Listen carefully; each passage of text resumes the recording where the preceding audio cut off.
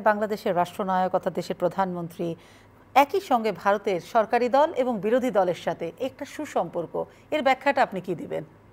আমি মনে করি এখানে হলো বঙ্গবন্ধু কন্যা জননেত্রী শেখ হাসিনার মানে দেশের মধ্যে সরকার পরিচালনায় তার যে মানে এক ধরনের সাফল্য, আর দেশের বাইরে বিভিন্ন দেশের সাথে তার যে কূটনৈতিক সম্পর্ক, এটি মনে করি যে তার একটা মানে উৎকৃষ্ট উদাহরণ।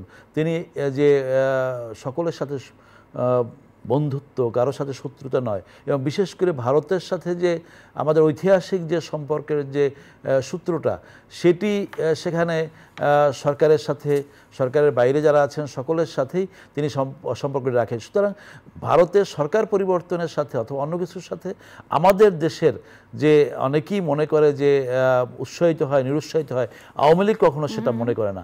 আওয়ামী লীগ সবসময় কিন্তু একটা রাষ্ট্রের সাথে সম্পর্কটা মেনটেন করে যেমনিভাবে, আবার রাজনৈতিক দলের সাথেও পার্টি টু পার্টির সম্পর্ক এবং জনগণের সাথে জনগণের সম্পর্ক, সেটিকেও আরও ভিন্ন মাত্রা দিয়ে আসছে। কিন্তু যখন আপনি যে ব্যাখ্যাটা দিলেন সেটা নিশ্চয়ই দর্শকরা বুঝতে পেরেছে, এবং আমারও জানার একটা জায়গা ছিল যে একটি দেশের রাষ্ট্রনায়কের কী করে একটা সমান তালের সরকার প্রধান অর্থাৎ শাসক দল ভারতের এবং বিরোধী দলের সাথে তিনি তার রিলেশনশিপ, সেটা রাজনৈতিক, কূটনৈতিক এবং ব্যক্তিগত রিলেশনশিপটা সমান, তার একটা ত্রিমাত্রিক রিলেশনশিপটা তিনি বজায় রেখেছেন। কিন্তু পক্ষান্তরে যখন আপনাদেরকে শুনতে হয় যে ভারতই আপনাদেরকে অর্থাৎ বিজেপি সরকারই আপনাদেরকে ক্ষমতায় বসিয়েছে, কিংবা এর আগে ভারতের যে সরকার ছিল তারাই আপনাদের ক্ষমতায় বসিয়েছে, কিন্তু সেই জায়গায় আমার প্রশ্নটি হচ্ছে যে বিজেপি সরকার যদি আপনাদেরকে বারবার ক্ষমতায় বসায়, তাহলে কংগ্রেসের সাথে তো আপনার ভালো রিলেশনশিপ, ভবিষ্যতে কংগ্রেস আসলেও কি আপনাদেরকে ক্ষমতাতেই বসাবে? কারণ এগুলো তো বিরোধী পক্ষের থেকে আপনাদের শুনতে হয় বারবার। আপনার নামটা তো বলছেন না, আমি বলি বিএনপি অথবা সাম্প্রদায়িক রাজনৈতিক গোষ্ঠী, তারা এই কথাগুলো বলে, এবং আওয়ামী লীগ কখনই পরমুখাপেক্ষী রাজনীতিটা করে না। আওয়ামী লীগ কোনো দেশে সরকার পরিবর্তন হলে মানে মিষ্টি বিতরণ করে নিজের অফিসে বসে মিষ্টি খেয়ে আগামী দিনে ক্ষমতায় যাওয়ার বিএনপির মতো সেই রকম অতি উৎসাহী হয় না। আওয়ামী লীগ পায়ের নিচের মাটিটা শক্ত, এবং আওয়ামী লীগ সেই শক্ত মাটির ভিত্তির উপর দাঁড়িয়ে মানুষের আস্থা বিশ্বাস অর্জন করেই কিন্তু ক্ষমতায় আছে।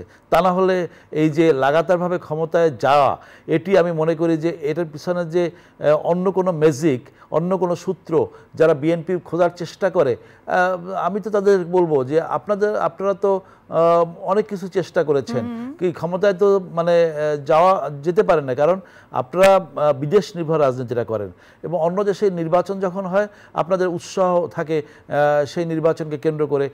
উত্তরপাড়ায় অথবা কূটনৈতিক পাড়ায় আপনাদের যাতায়াতটা বেড়ে যায়, সকালে ব্রেকফাস্ট করেন, দুপুরে ডিনার করেন, রাত্রে সেখানে ঘোরাফেরা করেন। সুতরাং সেটি আওয়ামী লীগ করে না। আওয়ামী লীগ মনে করে যে একটি দেশের সরকার পরিবর্তনের সাথে আওয়ামী লীগের নিজেরা উৎসাহিত হয় না, অনুৎসাহিত হয় না। এটা হলো রাষ্ট্রের সাথে রাষ্ট্রের সম্পর্ক, এবং আমরা সেই সম্পর্কটা মেনটেন করি, সেটা পায়ে পাড়া দিয়ে বিদেশিদের সাথে আমরা ঝগড়া করি না, যেটা বিএনপি করে। কারণ আজকে দেখেন যে ভারত বিরোধিতা অথবা মানে ধর্মকে রাজনীতির হাতিয়ার হিসেবে কারা ব্যবহার করেছে বাংলাদেশে।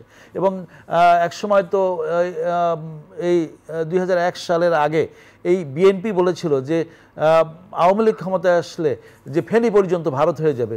সুতরাং এইরকম কথা যারা বলে তারা তো অনেক কিছুর মধ্যে মানে তারা মানে মানে জুজুর ভয় দেখে অথবা অন্য কিছু। আপনি বলছেন যে ধর্মকে যারা কারা ব্যবহার করে, ধর্মকে আপনি বলছেন বিএনপি ব্যবহার করে রাজনীতিতে, কিন্তু ভারতের যে সরকারটা কোয়ালিশন সরকার গঠন করলো তৃতীয় দফার মতোই, নরেন্দ্র মোদী তিনিও তো ধর্মকে ব্যবহার করেই রাজনীতি করছেন। এটাই তো তার বিরুদ্ধে একটা অনেকগুলো অভিযোগের মধ্যে এটা একটি বড়সড় অভিযোগ।